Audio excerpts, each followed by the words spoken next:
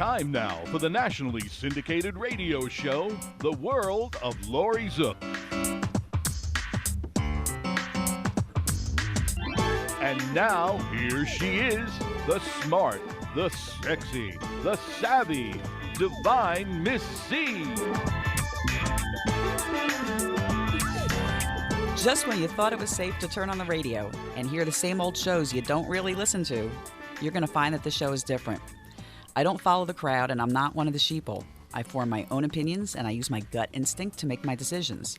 Commercial sponsors don't tell me what I can and can't say. So come into my world, and you're going to meet my friends who will discuss topics that are fun or important, and not what you're going to hear in mainstream media. It's time to listen to Laurie's stories. So, outrageous fact. In 2012, Coca-Cola used more water than about 25% of the world's population.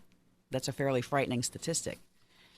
And about 15% of moms say they regularly give their 2-year-olds coffee. Well, that's why we have a lot of problems with young children. My guest today is Gay Ann. She's a retired law enforcement officer, and we're going to be talking about pet abuse. And Gay, you and I have spoken before, but I'd like you to share some horror stories of pet abuse. Hey, the irony was a few days ago I was on the internet, I was looking at something, and all of a sudden these two faces appear, and it says Farmingdale couple is arrested. And I see the faces, and they are familiar to me. Back in November of 2010, I was contacted by somebody regarding a Great Dane that was being starved and abused. And from there, it took quite a while to get this ball rolling. But it turned out that this couple, and it's in the papers, Rose and Danny Nera, the worst thing is Danny is a New York City transit cop, which made it even more personal to me at this point. We were trying to find out about this dog, and somebody sent me a photo. It was despicable. This dog was just skin and bones, standing in the kitchen, and they said at one point the dog was eating its own feces. So I forwarded that photo immediately to somebody I know in Long Island who's with the shelters. She then started making contacts, and of course, trying to get the ball rolling takes time. But when she sent that photo, everything started flying. As time went on, it turns out that it took quite a while to get these people, convicted. And that wasn't done until, let me see, it was 2010, probably 2012, it got pulled out. But just recently, May 28th of 2015, the parole officer went over to the house, and he hears a large dog running around back and forth. Now, they were banned from owning animals despite it's a 5-year ban that was ordered by the judge after they were found guilty of not only neglecting to feed this poor dog named Zach, but of providing medical care. But the real sad part is they got the dog from Craigslist. That's what is so despicable. People don't get it. That, here's somebody thinking that their dog is going to a family with kids, a police officer, it's going to be safe, and this happened. And I find it appalling, being a cop, that this guy lived in the same residence and he allowed this to happen. Now, are cops held to a higher standard? I mean, I would think that they would be. I would say absolutely, because you're there you don't make the law, you enforce the law. But my point is, if you put a blind eye on this and it's happening in your house, I don't want to hear that it was my wife's dog. What do you do on parole, or patrol, I should say? He should be on parole. What do you do on patrol when somebody is beating up their girlfriend or somebody's getting hurt? Do you turn a blind eye? You don't feel that it's your case to step in at that time? I don't get why, there wasn't more brought up on him, because he was a cop. He saw this happening, and he did nothing about it. And you brought up a good point, because one of my pet peeves, and no pun intended on that, is Craigslist and how they handle or how they allow people to, sell dogs or give dogs away for free. They basically don't enforce their own rules or their own policies. They leave it to the community, and it doesn't happen. So there are a lot of very sad cases of animals that, that are abused, and they came off of Craigslist. Now, what's happening with this story now? Well, they just, like I said, they were rearrested, and they have, I believe, a court date. I think it's June the 4th, probably tomorrow. They're going to have to go back and see what's going to happen. The other thing I don't understand was at the time that they were originally arrested, they had a dog in the house which was a husky. They had a cockatoo and a tarantula. And it says right in the paper here that on May 28th, DA investigators executed a search warrant at the nearest home. They found a dog, a cockatoo, and a tarantula on the main floor of the house. So were these the same pets from before that were not supposed to be there to begin with? So it was a blatant disregard for the law by a law enforcement officer. Yeah, and it says here the court order prohibited the Neras from owning animals was executed as the result of a DA office successful prosecution of the couple for animal neglect that led to the death of their 2-year-old Great Dane in 2010. Do these people, will they possibly serve jail time? Because my understanding with the law right now is it's probably still considered a misdemeanor, right, which is up to a year in jail and a small fine. Does it go to felony charges? Because I've been reading about the FBI stating that animal abuse will be considered a felony charge where, it'll be upgraded. So what's the possibility of what could happen for this law enforcement officer? And will he be held to a higher standard than just a regular person? Well, the charges will be brought forward from the district attorney's office. But as far as they can't fire the guy, that comes from the department itself. And usually that's what happened because I was calling on that also. I said, I don't want to be paying this guy's retirement if this is what he's doing. And they can't do anything until the initial charges are handled. Then they can step in after that. What I don't understand is, like I said, the problem is most of these laws fall under agriculture and markets, so it's violations, misdemeanors. The FBI has the profiling, and most of your serial killers started out abusing animals, your Dahmers and all that, and then it progresses up to children and then to adults. I mean, there's definitely something wrong with this woman here. I don't get it. And she had 2 children at that one point, I believe, in the house. I don't know where they are now. But how do you do that to an animal? She even stated, and that's why they got arrested, that she only took the dog out once a night. So she was hiding the dog from this. So the neighbors couldn't see what was going on. But originally, they were arraigned on charges of criminal contempt in second degree, which is an A misdemeanor. So that's what they were arrested today. So that's what they're being charged with, A misdemeanor. And it says here they set bail for each at $500 cash or bond. If convicted, the couple each face up to 1 year in jail. They're due back in court tomorrow, which is June the 4th. And that rarely happens. Yeah. Well, they kept pushing the court date back. That's why it went from 2010 all the way up to 2012, which is ridiculous. But there is video. It was District Attorney Rice. If you look on YouTube, DA Rice, you'll actually see what this poor dog looked like. And the irony was I kept calling back and forth saying that I would gladly take this dog into our rescue, just to make sure it was safe and everything like that. And the Oyster Bay attorney was agreeing with it. And I was supposed to pick up Zach the following morning. When I called, he was dead. You can't starve a dog that bad and try to get it back. I mean, I'm sure his kidneys and everything else was shutting down because he had nothing to go on. And like I said, if you look up the YouTube, you'll see what this poor thing looked like. Yeah, the part that disgusts me, Gay, is the fact that animals are treated as property, as if it's a material thing that you own rather than a living thing that you are there to care for. What would you like to see happen in this particular case from a legal perspective? Well, again, the law, unless the law changes, there's nothing you can do. It's just like with the animal control. We've got dogs upstate. They're outside in the freezing cold as long as they got shelter. And I said to the officer, you got a 2x4 and a board over it. That's not shelter. It's, minus 10 degrees. And he said, according to the way the law is written, they're considered, it's okay. The water was frozen in the bowl 10 minutes after they put it out. So unless we change our laws, that's not going to help us. And then this Craigslist, it's got to stop. You look all the time with these people getting dogs from Craigslist. I get called all the time from people getting dogs from Craigslist. The dog is Cujo. You find out it bit multiple people and stuff like that. The dog shouldn't be put on there. Oh, and any animal shouldn't be put on there. I'm sorry. You shouldn't be there to sell it. This bit where I'm rehoming is not. That's a lie. When I called up on a few of these, they're rehoming a dog for $900 with papers.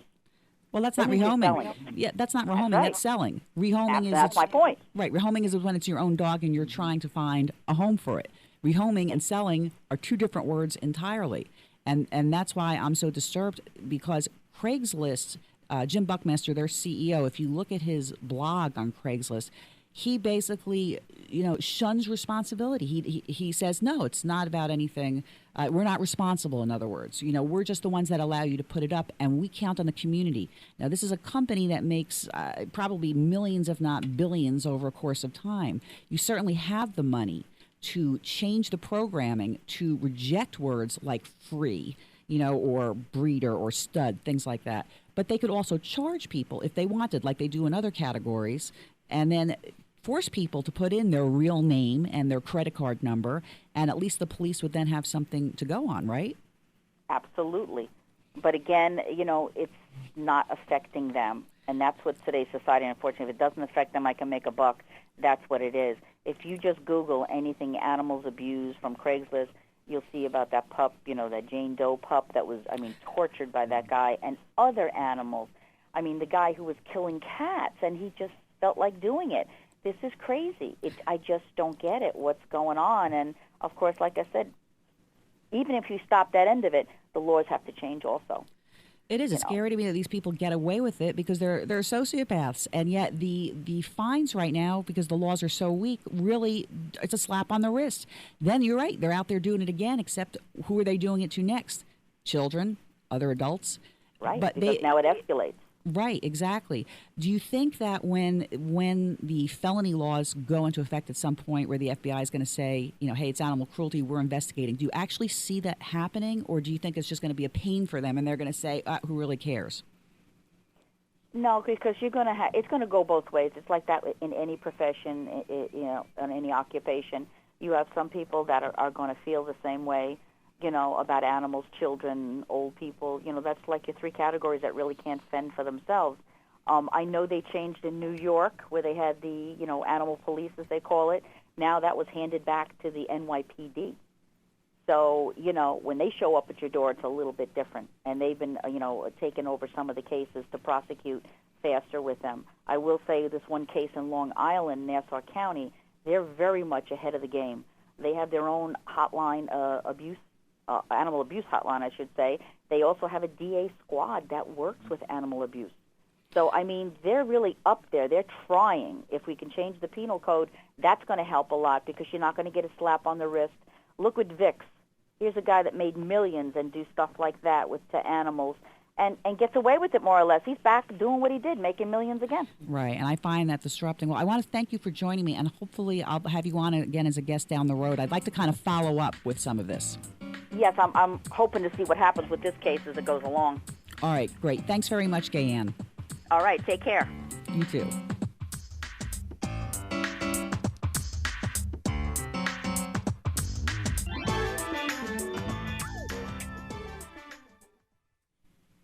Health insurance is on everybody's mind right now. You either don't have it or you have it and you think it's too expensive. And you probably feel like you don't have any options. We can help. We are the Health Markets Insurance Agency. We offer health insurance plans from major carriers nationwide and likely have a plan that can save you money. Whether you're self-employed, on a COBRA plan that's about to expire, or you simply don't have health insurance where you work and you need it, the Health Markets Insurance Agency can help you. Our agents will help you find coverage you can afford. Health Markets Insurance Agency is an authorized agency in all 50 states, including the District of Columbia. Plans may not be available in all states. 800-608-1830. 800-608-1830. 800-608-1830. 800-608-1830. Are your credit reports a mess? Are debt collectors hounding you? Maybe you're in foreclosure or headed towards foreclosure and don't know where to turn. It's time to stop panicking. Take back control of your life. Make the first step by calling Credit Education Consultants today at 813-500-6064. That's 813-500-6064. Mention the word radio for a free 15-minute consultation. Don't delay. Call today. Our highly competitive and hectic world is fraught with dishonesty and challenges. Critical decisions must be made on a daily basis with accuracy when substantial assets are at risk.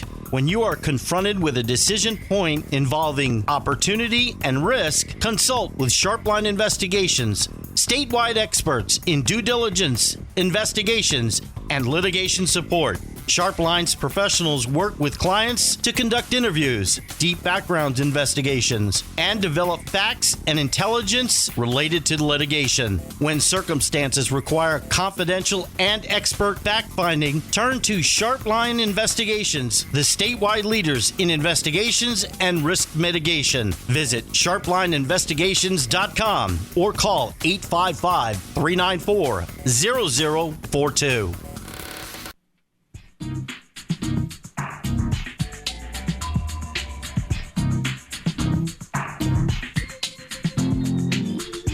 Welcome back to the World of Laurie Zoock. I have on the line with me Victor Wheatman. Now, Vic, I want to talk to you about radio because you're an old radio guy, right? Oh, I'm getting older by the day, Laurie.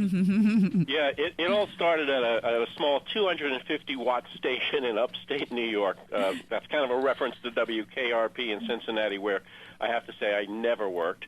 But I worked in a small station in Port Jervis, New York, and Poughkeepsie, New York, and then took some time off, went to grad school, and wound up working in the Boston market. Now, you made some reference to me before we did the show that you taught Howard Stern? I taught him everything he knows. No, I did not. Yeah, actually, I did. I was an instructor at Boston University, where I worked at WBUR, and also taught a radio production course. And Howard was one of my students way back when, in the late 1970s. And he was kind of a winsome guy, very, very engaging. He was doing stand-up comedy at the time, invited me to go see him do stand-up, but I never went. And he was kind of trying to make friends. He was very tall. I think he is. It's funny. I just saw for the first time, I couldn't sleep the other night, and I saw the movie Private Parts. Right. Yeah, good movie. Yeah, that was very good. At first I thought, wow, is it really Howard Stern? But then I realized the movie was old, and it really was him. It really was, yes. All right. How did you get into radio, though? What made you want to get into radio? Well, actually, I worked as an undergraduate putting an FM radio station on. The last FM frequency in the New York City market was being held by the United Nations. And some enterprising folks managed to get the United Nations to relinquish their FM frequency in New York, and two universities went after that frequency, New York University and my alma mater, Fairleigh Dickinson, over in New Jersey. And both stations went after it, and ultimately the FCC kind of split the frequency, so there are two stations on that frequency right now, and in a share time relationship. That's interesting. I've never heard of that. I think it was pretty rare for that to happen, for stations to share a frequency. All right. Now, you also had something to do with the radio show called Car Talk. Yeah, if it wasn't for me, it never would have gone on the air. I want to hear about that. Yeah. Yeah, I was the program director of WBUR, Boston University Radio, and we had a lot of shows done by community groups. And one of the shows was called Shop Talk. And they talked about hi-fi and the new stereo equipment that was coming out at that time. And so I tried another show called Computer Talk, but it was a little too early for that. Not too many people had the old Radio Shack Tandy computers at that time. And then I had this idea that maybe we were too upscale. And I thought, well, blue collar, think blue collar. From then I thought, cars. Now, this was an educational radio station, so we couldn't have commercial people. And I looked around trying to get a panel of mechanics together, and I found one mechanic who was teaching at the Cambridge Adult School, so he had educational credentials. And that guy was Tom Magliosi, the late Tom Magliosi. So I invited him in for the first show. called Car Talk, following Computer Talk and following Shop Talk. We did Car Talk, and the original idea was to do half of the show in the studio and half of the show in the parking lot downstairs from the radio station. Ultimately, we thought people would drive in for a free diagnosis. Well, we tried that, and it didn't quite work to do it from the parking lot. But Tom was very engaging. He had fun. And I said, well, you want the show? He said, yeah. Could I bring my good-for-nothing brother? So he brought his brother, Ray Magliosi, and Car Talk was born. Now, what's funny about that to me, especially being a woman, is I'm sitting here picturing what could you talk about with cars? Because I would think you would need the visual to go with it, no? Well, there's sound effects, and you could talk about different things. The idea with the drive-in diagnosis was to actually listen to the motor on the radio, put a microphone in the engine compartment, but that didn't quite work. People just talked about their love of cars just like they talk about anything else. And the first show was done, again, half of it from the parking lot in my car, which was a 1966 Dodge Dart GT convertible, my favorite car of all times. And years later, when Tom and Ray Magliosi of Car Talk were on 60 Minutes, they were driving around in a 1966 Dodge Dart GT convertible with push buttons. And it just gave me chills that that car, which was on the first show, was being driven by Tom now. Well, it was the same car. Well, I don't think it was exactly the same car, but it was the same model and same year and same accoutrements. Although I think their car was painted. Mine was in, my car was in basic primer paint.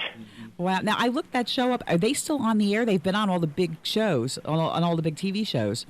Well, Tom passed away this past year or so. They retired because of Tom's illness, I want to say 2 or 3 years ago, and started running reruns. And the way they produced the show, it sounds like a call-in show, kind of like, this show. But what they did was do call out. People would identify their problems with their cars and phone into a phone number, and if they sounded good, the producer would arrange to tape an interview with them. And it sounded like it was a live call-in show. So they've been running reruns for quite a number of years and doing a newspaper column and a bunch of ancillary stuff. They even had a cartoon show on PBS for a number of episodes. Wow, so you really were the ones who found them and made them famous.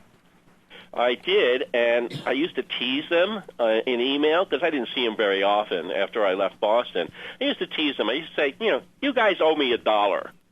And they thought I was trying to pull some scam, and that's my standard price for fame and fortune. Howard Stern still owes me $1, by the way. But these guys said, what are you, we owe you $1. For what? I said, for fame and fortune. So at a retirement party for a friend of mine at the radio station in Boston, Tom and Ray were there, and I said, you guys owe me $1. And they thought about it, and they said, oh, you really want the $1? I said, yeah. So I have my picture taken with Tom and Ray Magliosi giving me that infamous $1. That's a great story. They got away cheap, let me tell you. They did. Now, you also mentioned something about you hosted a UFO show? Yeah, I did a show called I Am Curious Radio. There was a Swedish movie at the time called I Am Curious Yellow, which was political and sexual. So I did I Am Curious Radio for quite a number of years out of Boston and then took the show with me when I went to other stations. And I interviewed a lot of the famous UFO researchers and Bermuda Triangle and Abominable Snowman and all this kind of thing. And frankly, I came away very skeptical of all of that, but it was fascinating while I did it. Sounds like it. Are you familiar with it's called the X Zone? No. Okay, that's out of Canada. That is another radio host, Rob McConnell, I believe his name is, and he does something where he pretty much dispels the myths. He has a call-in show, and people call in, and I'll tell you, some of the people are so bizarre. I'm listening, I'll be listening and thinking, there's something wrong with this person. They're seeing ghosts. They're describing different situations of things they're seeing, and I'm going, wow.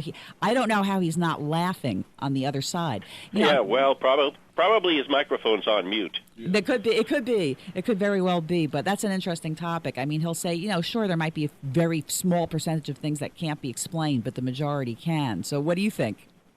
Well, I agree with them. I think that some people have wakeful dreams. Some people have overactive imaginations.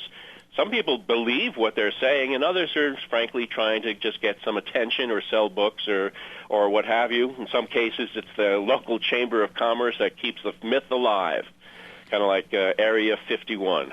Well, I want to thank you so much for joining me. You've got a great radio voice, Vic, so thank you very much for joining me today, and we're going to take a quick commercial break. All right. Take care. Thanks.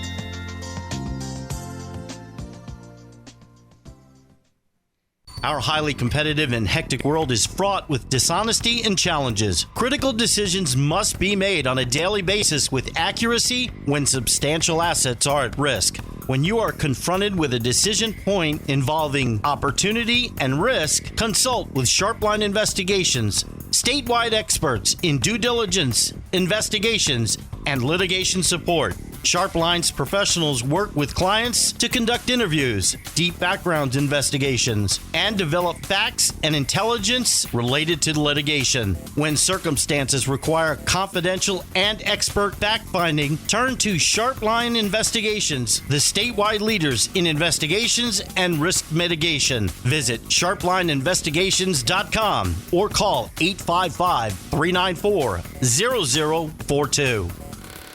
Are your credit reports a mess? Are debt collectors hounding you? Maybe you're in foreclosure or headed towards foreclosure and don't know where to turn. It's time to stop panicking. Take back control of your life. Make the first step by calling Credit Education Consultants today at 813-500-6064. That's 813-500-6064. Mention the word radio for a free 15-minute consultation.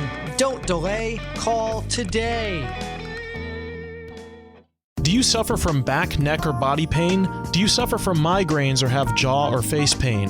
Has conventional medicine failed you? Were you injured or in an accident? Call chiropractic physician Dr. Dan Maddock at 813-935-1664. Dr. Dan has helped thousands of patients gain relief for more than 30 years. Dr. Dan is caring, gentle, and takes his time with each patient. He's also a past president of the International Craniopathic Society, a special certification of only 300 chiropractors worldwide. Dr. Dan helps patients from the neck up and the neck down. Dr. Dan accepts most insurance plans. Don't continue to live in pain. Call 813-935-1664 today. That's 813-935-1664 and get on track to better health.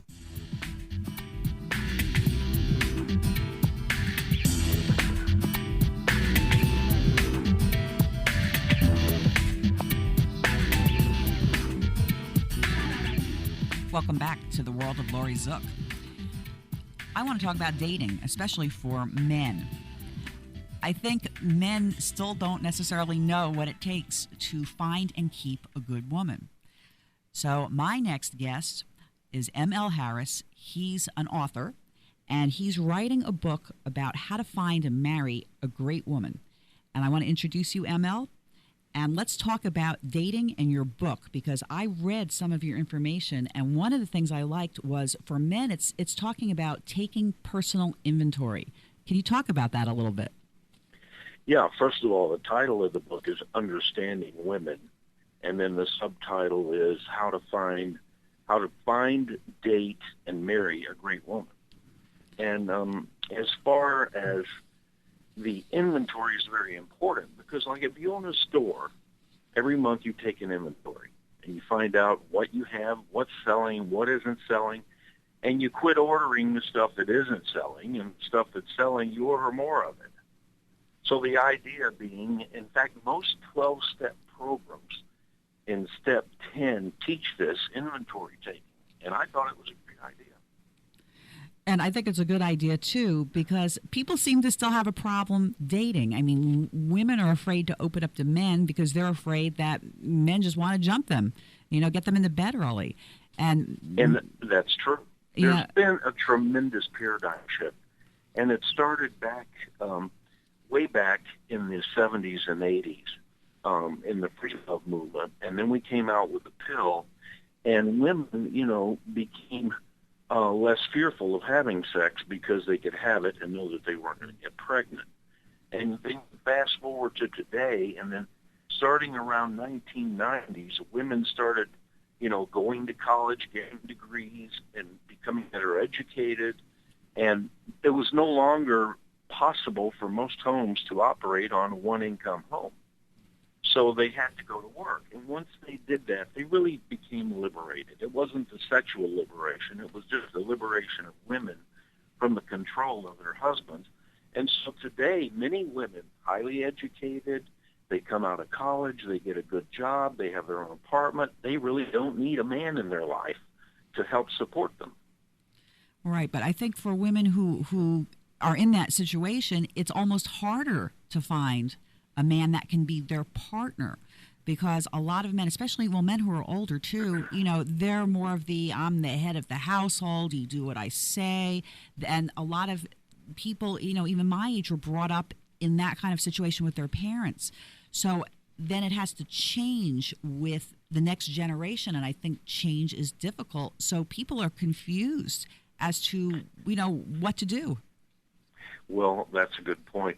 There's a joke that says, two things I hate, change and the way things are. Nothing is constant but change. We're living in a microwave age where things change just so rapidly. And if a person, regardless of their age, if a person isn't willing to change and investigate new alternatives and things, then they're not going to be able to progress. I think with women, we've kind of had a flip-flop. Women, even the most feminine women now, have become somewhat masculine, and men are really confused. What do we do? How do we do this? And I think you made a really excellent point. Women today, really, a lot of women are staying single because they just don't meet demand for the income. And that was why a lot of women married back in the day. They were all homemakers. Right. And they got married, they had babies, they raised a family, they never went to work, they stayed home and made cookies like my mom. But in this day and age, some women even in households where there is a husband and wife and a family unit, nuclear family, some of the women earn more money than the men. Right. And, I'm going to relate to you a story. My parents are now divorced, but when they were married, my mother was the homemaker. My father was the breadwinner. And Right. That's what I grew up seeing. However, when I was probably in middle school, high school, my mother eventually went back to work. She took some part-time jobs, when my brother and I were younger. But what ended up happening was she got back into, she was an art director. She went to school to become an art director, which my father was also for all those years. She got a job paying as much money as he did after not being in the industry for many years. And I know that he resented that. Rather than saying, hey, we've got two people making the same amount of money, great.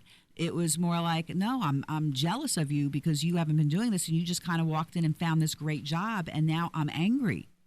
And I think a lot of men, even just in dating, not even in being married, I'm sure that happens in being married. That's why we have a lot of problems with divorce. But just in dating, if a man finds out that a woman makes more money than he does, I think that's still a problem. I don't think it's so much a problem with the millenniums. The Gen Xers, Gen Yers, not so much as a problem as our generation, meaning your parents and my parents. And then you fast forward to what's the problem? Why can't they hook up if it's not a problem? There are other problems. George Carlin had the funniest quote, but it had a lot of truth in it. He said, women are crazy and men are stupid. And the reason why women are crazy is because men are stupid. And I took that and I started to build on it. And I had a lot of the book is composed of 30 years of research, personal research that I've done in both dating and marrying and talking to women. I have 7 surrogate daughters, 1 daughter by birth, and I have a lot of female friends that are open and honest with me about what's going on. So I've had an opportunity to find out what makes women tick and what they want. And if a man doesn't understand a woman, he's never going to really be able to have a great wife that's compatible with him. I agree. And I think being a woman, I'm going to say I think women are more emotional. That's just how it is. But if you were to give advice to a man who maybe isn't doing so well at dating, what would you say? Buy my book. And I don't mean to plug it, because this book, even though this book is for men, the reason why I waited so long to write it, because I've already published 6 books, and I've had female friends when I've counseled them and talked to them say, you need to write a book. Men need to hear what you're saying. And my reply was, men won't buy this book because they think they're fine. They think everything's wonderful. They think they're doing everything right. They're not open-minded to change. And this one female friend of mine said something that caused me to go ahead and write the book. She went, maybe you're right, but the women will buy it, and they'll buy it for their brothers and for their dads who are divorced and for their boyfriends so that they can get along better with women. So that's the whole thing. Men have to learn the difference between men and women, and they also have to learn how to communicate with a woman. All right, I'm going to agree with you because I think communication is always a big issue. And I know, I can just relate to myself, of course, but a lot of times you can be with a partner in a relationship and not feel totally comfortable, especially in the beginning. In the beginning, it's kind of the wine and dine and the romance.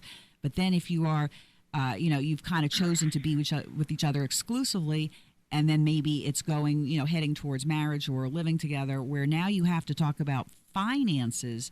You bring in other factors, and now your families are involved. So it's kind of like the pieces in the puzzle. Do they all fit together?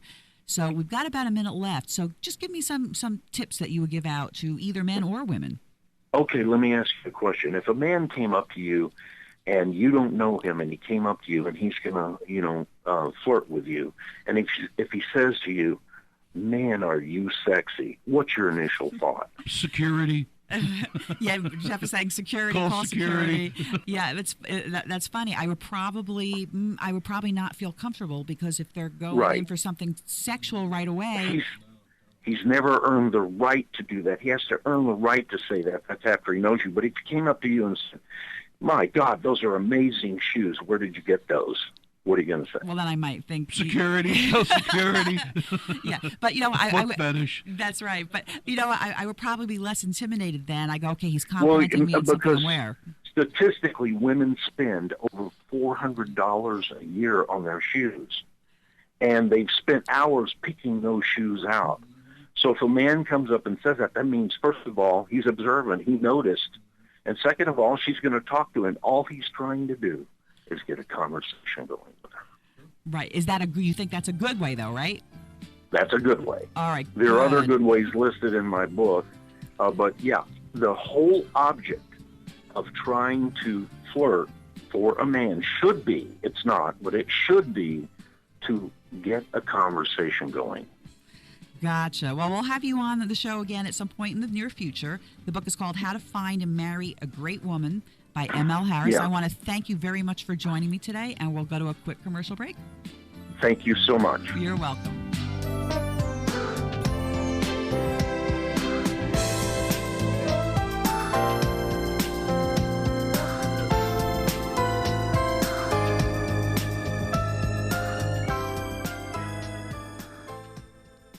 Our highly competitive and hectic world is fraught with dishonesty and challenges. Critical decisions must be made on a daily basis with accuracy when substantial assets are at risk. When you are confronted with a decision point involving opportunity and risk, consult with Sharpline Investigations, statewide experts in due diligence, investigations, and litigation support. Sharpline's professionals work with clients to conduct interviews, deep background investigations, and develop facts and intelligence related to litigation. When circumstances require confidential and expert fact-finding, turn to Sharpline Investigations, the statewide leaders in investigations and risk mitigation. Visit sharplineinvestigations.com or call 855-394-0042.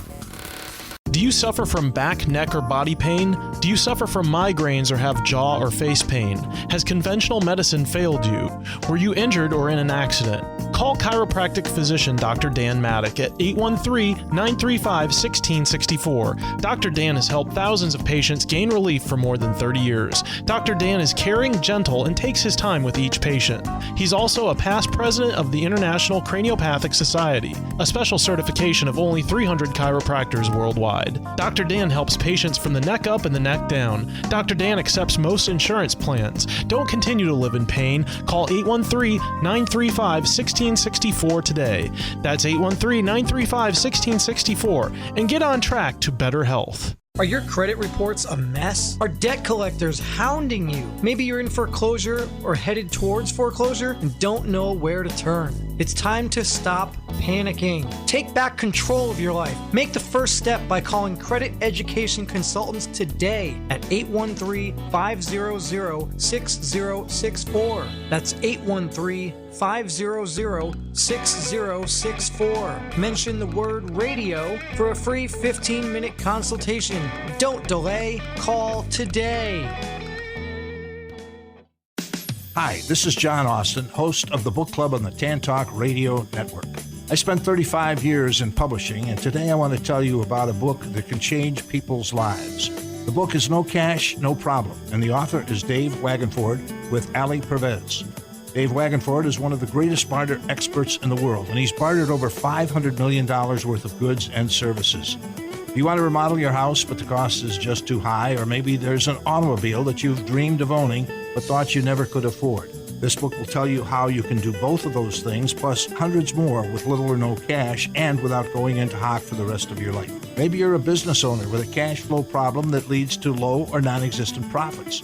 Read this book and see how you can increase your cash flow and your profits by time-proven techniques. The book again is No Cash, No Problem, and you can buy it now on Amazon for just $7.98 for the ebook edition. Do yourself a big favor and buy it today.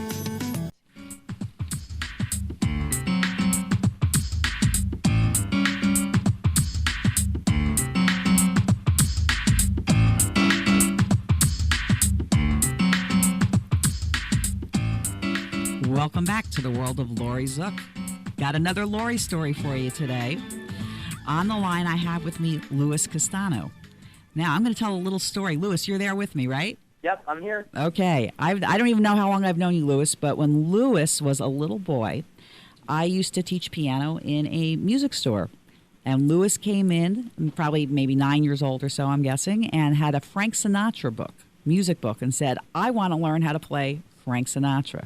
And throughout the years, I could tell lots of stories. Louis actually played at an assisted living home when we did a recital one year and put together a bunch of melodies together and did such an amazing job of patriotic songs just a couple of months after 9/11 happened.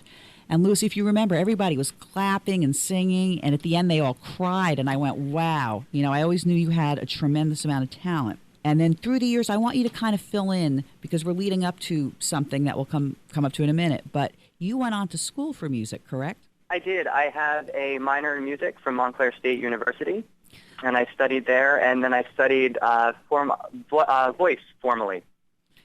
Now, how I found you after many years of not being in contact was I Googled your name. I typed in Louis Castano, and bingo, pops up louiscastano.com, and there is a picture of you with fedora, and the first thing I thought of was, oh my gosh, he's turned into Frank Sinatra.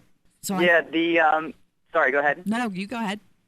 I was going to say, that's as I got older and I started to explore my voice as an instrument more, I always went back to that American Songbook and that Frank Sinatra, who was one of my biggest influences growing up vocally, and that's the style that I've fallen in love with over the years, and the style that I one day hope to perform.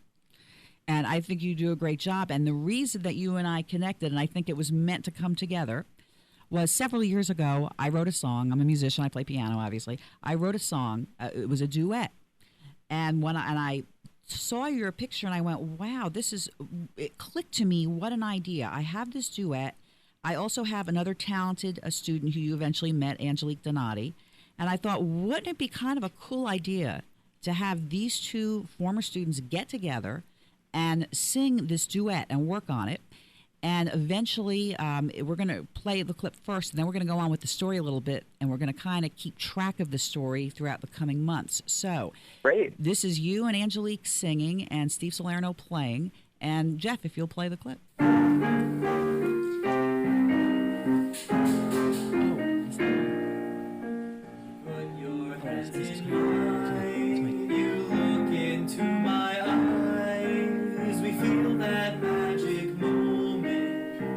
Everything's so fine. Your hands run through my hair. Your lips are up on mine.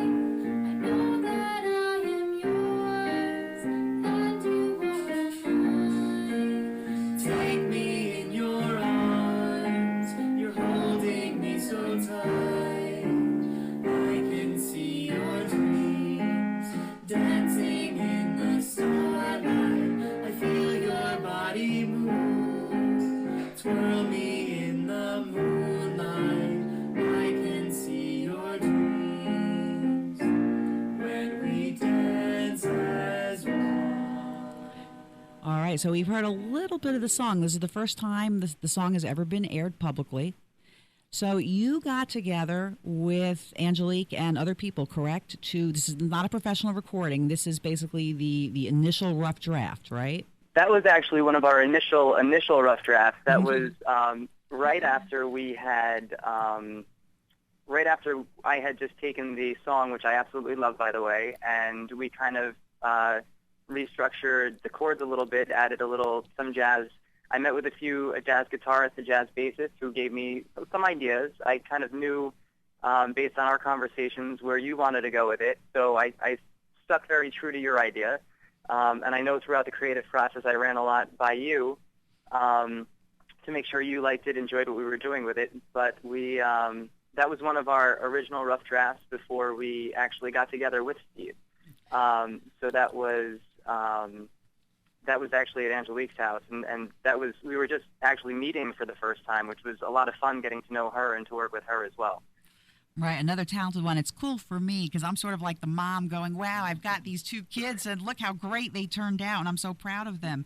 And she's doing wonderfully as well. Now, this is going to be sort of a long-term project, so I'm going to want you on the show again, obviously. But now the next project, you called me a week or so ago and said something about you have a friend who's putting together a big band, which you know is where I want to go with this, right? Yes.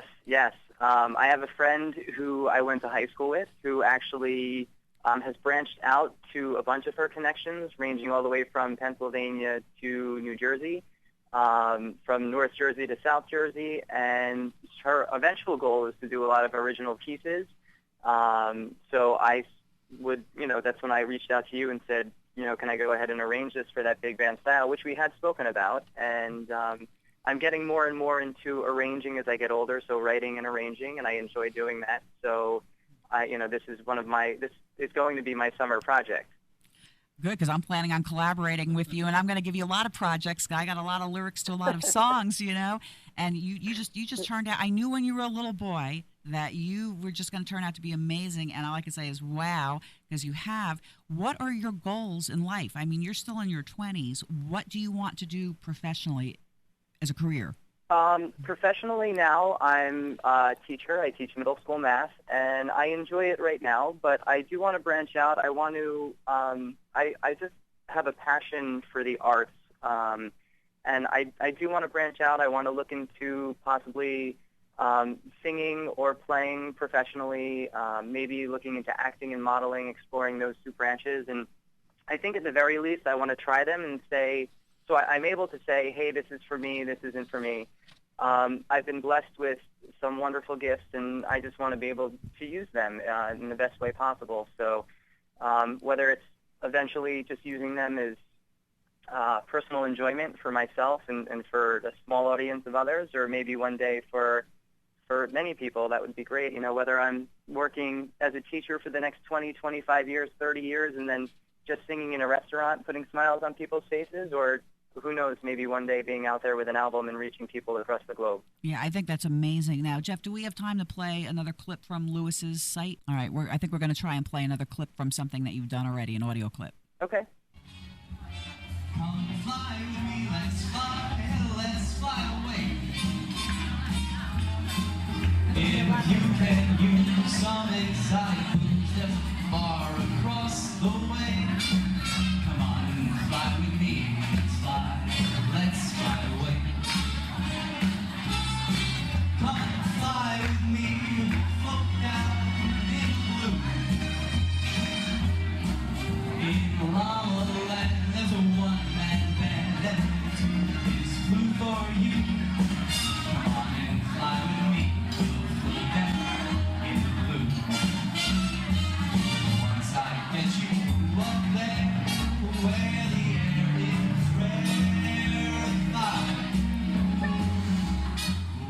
All right, Louis, I think that's a great example of your voice. It sounds like you're singing at a wedding or a party. Thank you. I'm actually, a friend of mine has a charity event every year called Cabaret for a Cause, and she asked me to be a part of it.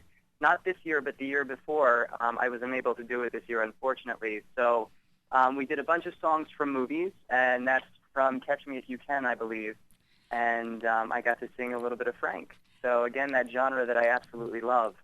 Yeah, I love it too, and you definitely have it. When I hear that and when I saw your picture, I went, wow, it just, that's my Thank word, you. wow, you just turned out to be so good and so talented. Now, you also sing in church, or you direct something at a church? I do. I cantor in some churches. I'm a music director in a church in Parsippany, New Jersey. I drum at a church in Manhattan. I actually drum for a mass that's televised every Sunday. The name of that program is the Sunday Mass, and it's broadcast on TV and online throughout the world. So that's a really neat experience to be able to share that gift and that music. It's a great honor to be a part of that music ministry, and be able to share that with people all around the world. Well, I want to thank you so much for joining us, and we're gonna be doing this again. We're gonna be following up to the song and maybe some of your music as well. Great. Thank you very much for joining me today, Louis. Thank you for having me. Good luck with the show. Thank you. And thank you all for listening to the World of Laurie Zoock. And we'll be hanging in there till the next show.